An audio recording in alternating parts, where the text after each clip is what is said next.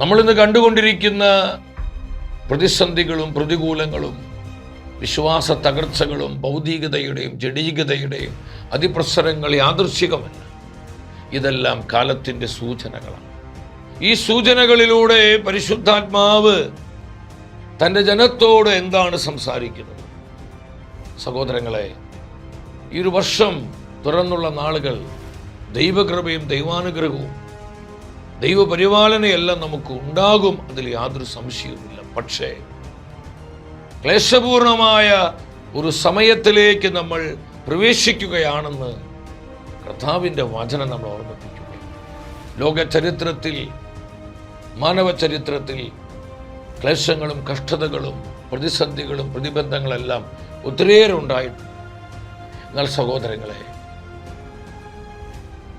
വളരെ പ്രതിസന്ധികൾ നിറഞ്ഞ, കഷ്ടതകൾ നിറഞ്ഞ, ക്ലേശപൂർണമായ നാളുകളുടെ ആരംഭം, അതിൻ്റെ തീവ്രത വർദ്ധിച്ചു വരുന്ന ഒരു സമയത്തിലേക്ക് നമ്മൾ പ്രവേശിക്കാൻ പോകും.